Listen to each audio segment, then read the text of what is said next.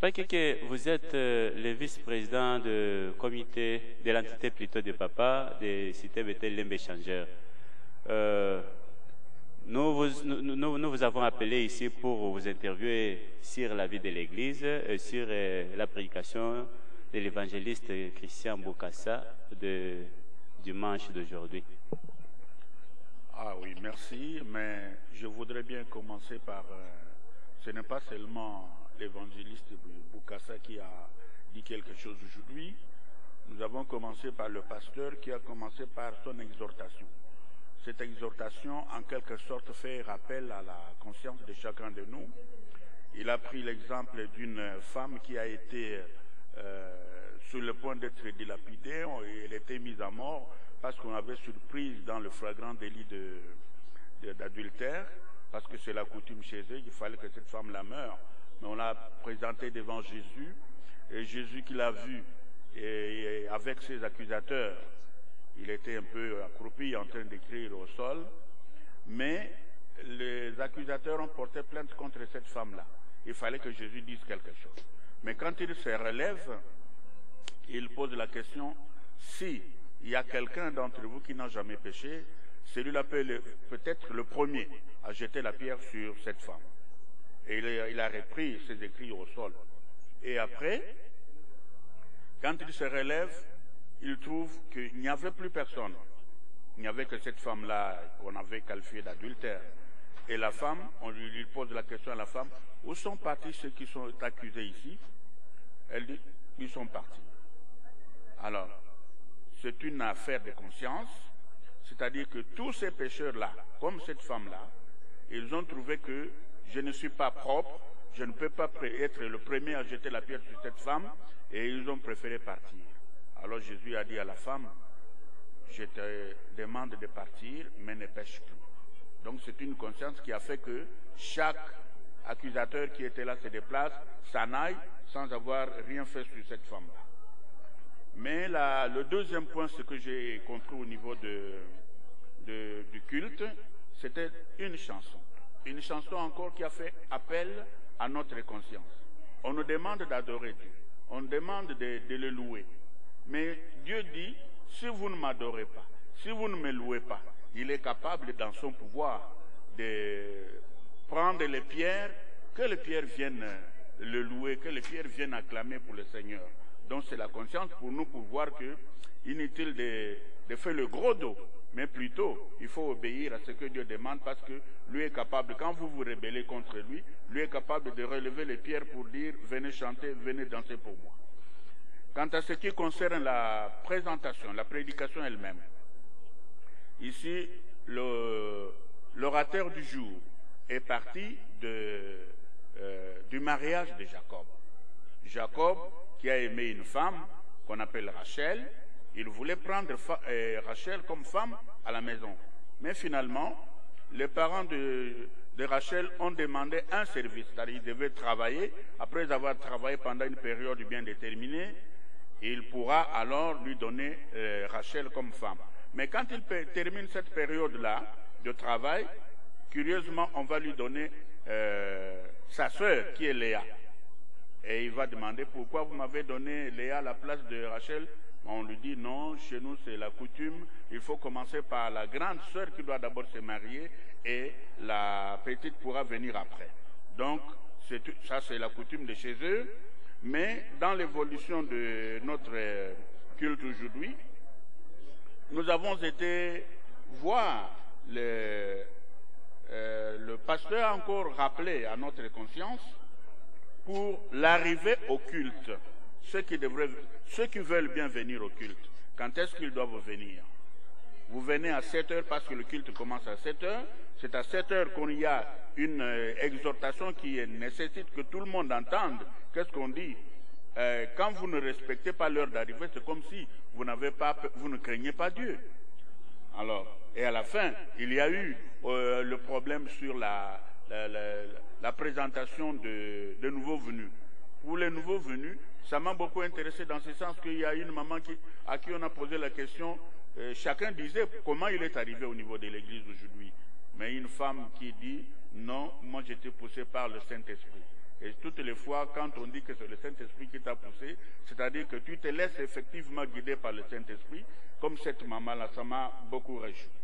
Et à la fin, nos services de l'offrande, ce que je peux dire à ce niveau-là, c'est que le pasteur n'est plus obligé, comme il le faisait auparavant, il devrait beaucoup exhorter les gens pour que les gens donnent...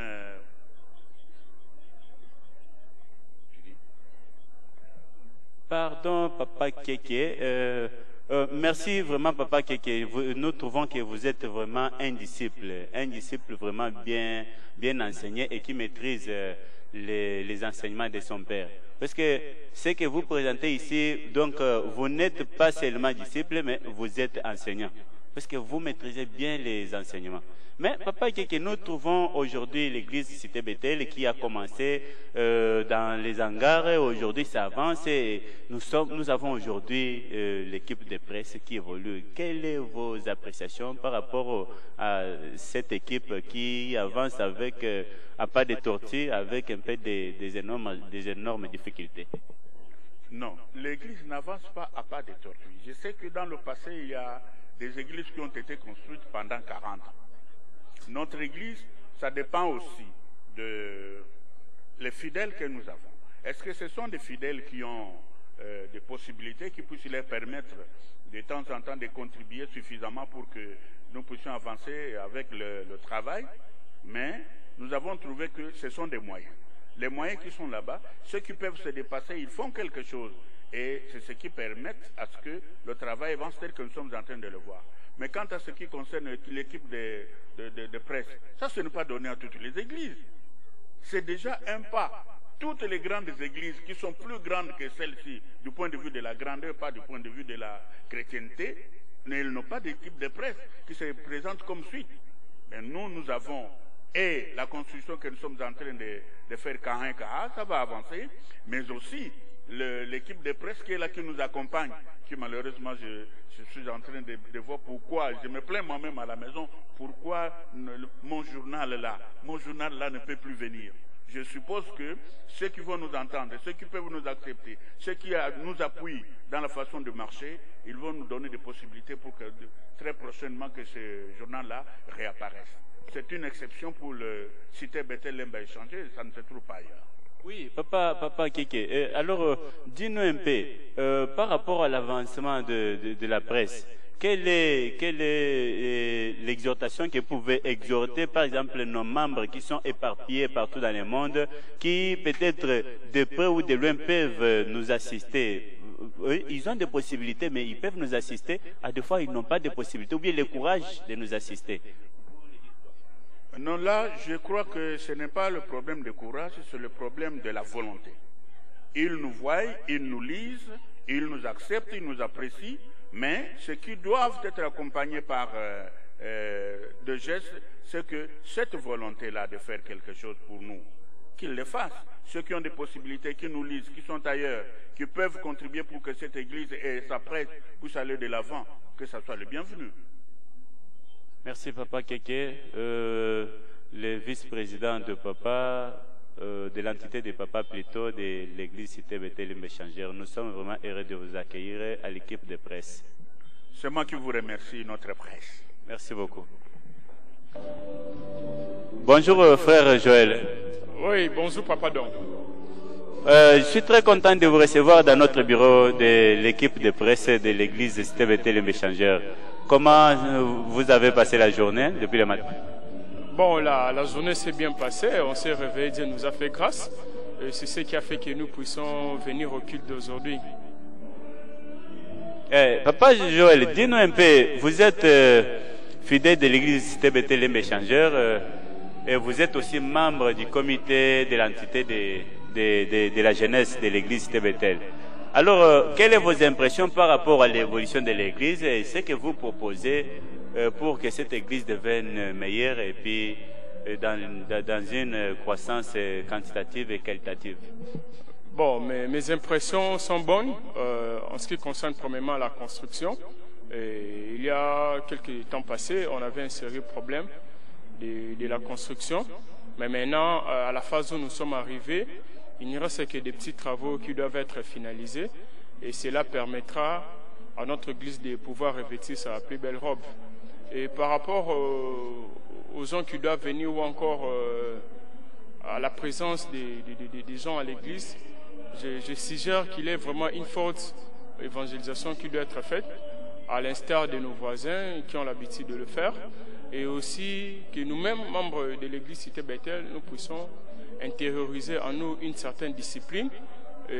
C'est de cette manière que nous pouvons permettre à ce que notre Église fasse une croissance aussi qualitative que quantitative.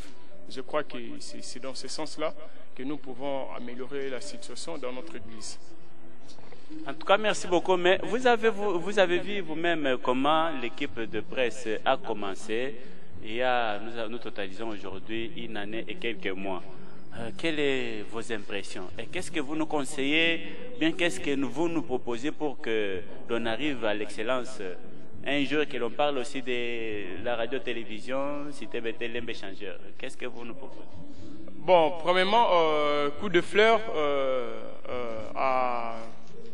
à l'équipe de la presse en général et particulièrement à Papa Didier Makambo pour cette belle initiative qui est une première depuis qu'on est à l'église Cité Bethel.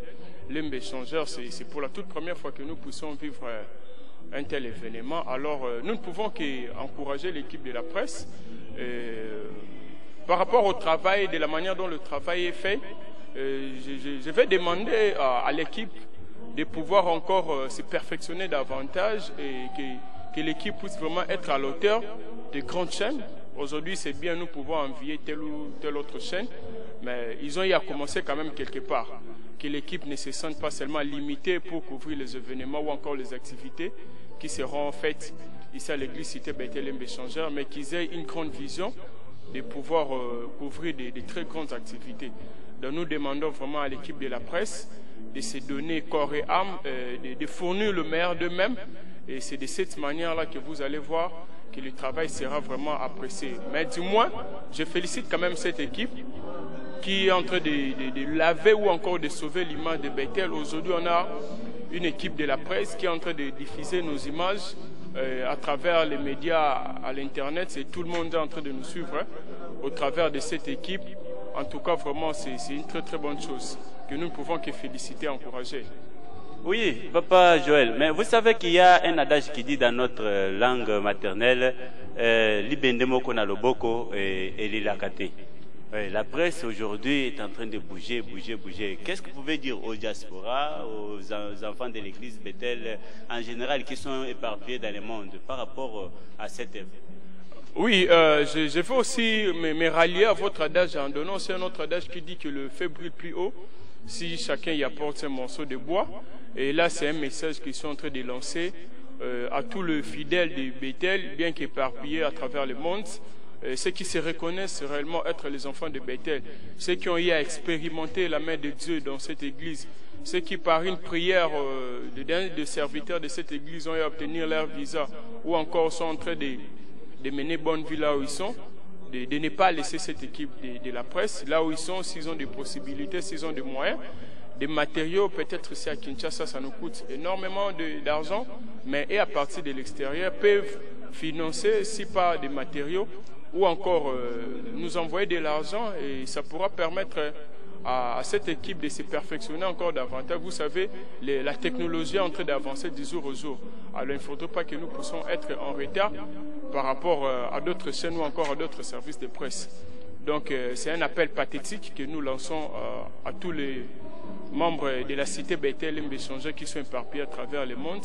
Venez mettre la main dans la pâte et ensemble nous allons faire de cette équipe de la presse une très très grande équipe qui dans les jours à venir nous comptons que ça puisse couvrir de très grands événements. Pourquoi ne pas être invité dans de très grandes cérémonies qui concernent de grandes conférences, de grandes campagnes d'évangélisation qui sont organisées dans ces pays où nous voyons des pasteurs étrangers venir tenir ici.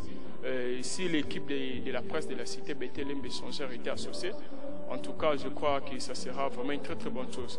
Donc, ne nous laissez pas, vous qui êtes à l'extérieur du pays, nous avons besoin de vous, votre $10, $100, $1000, $2000, et c'est là au prorata de vos moyens, sera vraiment très bénéfique pour nous. Je crois que c'est ce message-là.